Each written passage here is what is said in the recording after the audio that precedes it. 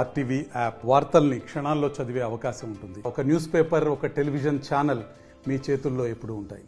మరి ఎన్నికలకు ముందు నిరుద్యోగులకి ఎన్నో ఉద్యోగ అవకాశాలు కల్పిస్తామని చెప్పి మరి ఎవరైతే నిరుద్యోగులు ఉన్నారో వారికి మాయ మాటలు చెప్పి వాళ్ళని ఎలక్షన్స్ టైంలో దుర్వినియోగంగా వాడుకొని వారిని నమ్మక ద్రోహం చేసి ఈ రోజు వారి గురించి ఎలాంటి విషయం కూడా కాంగ్రెస్ పార్టీ మాట్లాడడం లేదు. మరి వాళ్ళ ఉద్యోగాలపైన చర్చ లేదు, మెగా డిఎస్సీ పైన చర్చ లేదు, నిరుద్యోగ వృత్తి ఇస్తున్నారు దానిపైన ఏ చర్చ లేదు.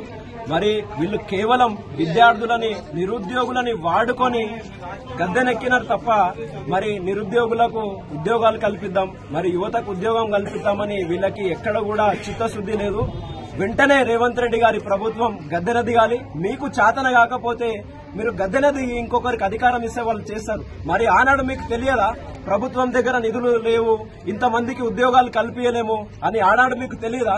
మీకు అన్ని తెలుసు, తెలిసి కూడా మీరు కావాలని గద్దెనెక్కాలని కేవలం నిరుద్యోగులని మరియు విద్యార్థులను వాడుకొని మాత్రమే మీరు గద్దెనెక్కారు తప్ప మీరు గద్దెనెక్కిన తర్వాత ఉద్యోగస్తులకు గాని నిరుద్యోగులకు గాని మీరు ఎలాంటి విధమైన కొత్త ఉద్యోగాలు క్రియేట్ చేయడం లేదు.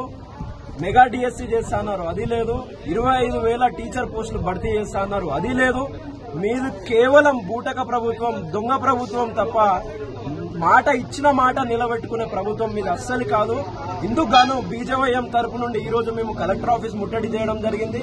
అదేవిధంగా ఉదయం నుండి పొద్దున 5:30 నుండి ప్రతి ఒక్క మండలంలో మా యొక్క బీజేవైఎం కార్యకర్తల్ని అరెస్ట్ చేసి దుర్మార్గంగా తీసుకెళ్లి జైల్లో పెట్టారు. మరి ఇది దేనికి నిదర్శనం? రేవంత్ రెడ్డి గారు, అయ్యా మీకు పాలన చేత కాకపోతే మీరు తప్పుకోవాలా, అంతేగాని ఇలా మాలాంటి యువకుల్ని ఇబ్బంది పెట్టి మమ్మల్ని జైలు పాలు చేసి మా కుటుంబాలకు ఇబ్బంది పెడితే మీకేమొస్తుంది?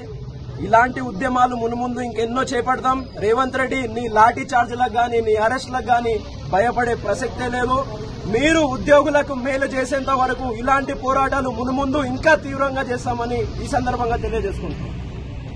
నీళ్లు, నిధులు, నియామకాలు అని చెప్పేసి ఆనాడు గద్దెనెక్కినటువంటి కేసీఆర్ ఏ రకంగా ఏ వర్గానికి న్యాయం చేయలేకపోతుండో ఈ కాంగ్రెస్ ప్రభుత్వం వస్తే అన్ని వర్గాలకు న్యాయం చేస్తాం, నిరుద్యోగుల పట్ల నిరుద్యోగ వృత్తి ఇస్తాం, ఆ కేసీఆర్ ఇచ్చిన దానికి ఇంకా కొన్ని వేల రూపాయలు కలిపి ఇస్తామని చెప్పేసి తర్వాత గద్దెనెక్కినటువంటి ఘనత ఈ రేవంత్ రెడ్డి. కానీ గద్దెనెక్కిన తర్వాత ఏమన్నాడు, ఇక్కడ మేము అన్ని చేద్దామని అనుకున్నాం, నిండు కుండలు ఉన్నాయని అనుకున్నాం, కానీ ఖాళీ కుండలు కనబడుతున్నాయి అని చెప్పేసి చెప్పడం జరిగింది. మరి ఖాళీ కుండలు ఉంటాయని చెప్పేసి నీకు తెలియదా రేవంత్ రెడ్డి? మరి ఇక్కడ నిరుద్యోగులకు హామీలు ఇస్తా అన్నావు, మరి ఇంతగానం ఉచిత హామీలన్నీ ఇచ్చినావు, మరి ఇది అమలు సాధ్యం కాదు అనే విషయం నీకు తెలియదా రేవంత్ రెడ్డి అని చెప్పేసి మేము బీజేపీ తరఫున మేము ఈ రాష్ట్ర ప్రభుత్వాన్ని మేము అడుగుతున్నాం. మరి ఏదైతే గద్దెనెక్కే ముందు నిరుద్యోగ వృత్తి ఇంకా 1,000 రూపాయలు ఎక్కువ కలిపి మేము ఇస్తామని చెప్పినావు, మరి అదెందుకు ఇంకా అమలు చేయడం లేదు?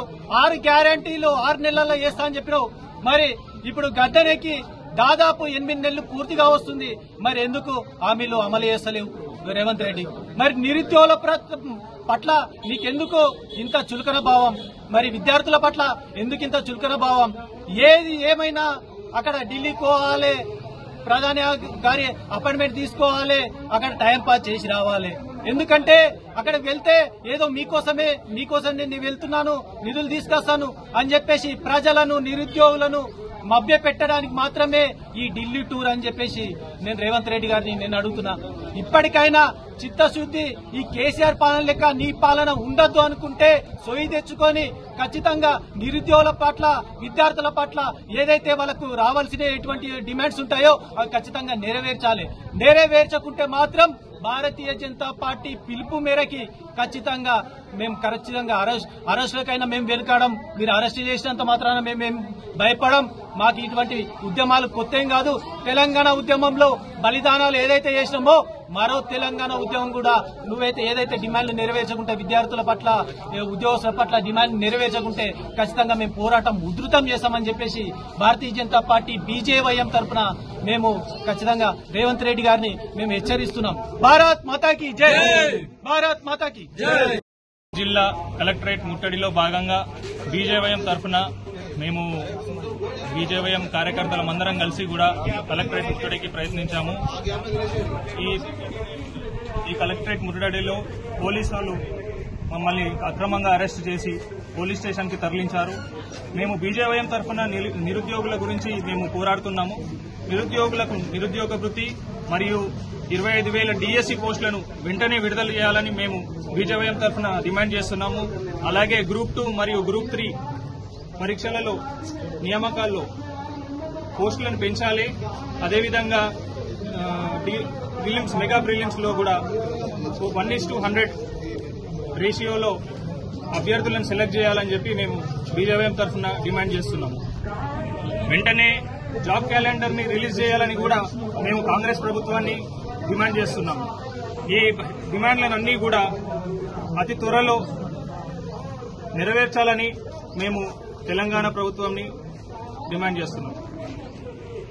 మరిన్ని వీడియోస్ కోసం ఛానల్ ని సబ్స్క్రైబ్ చేయండి. లేటెస్ట్ అప్డేట్స్ కోసం వాట్సాప్ ఛానల్ ని ఫాలో చేయండి. అండ్ లింక్ డిస్క్రిప్షన్ లో ఉంది.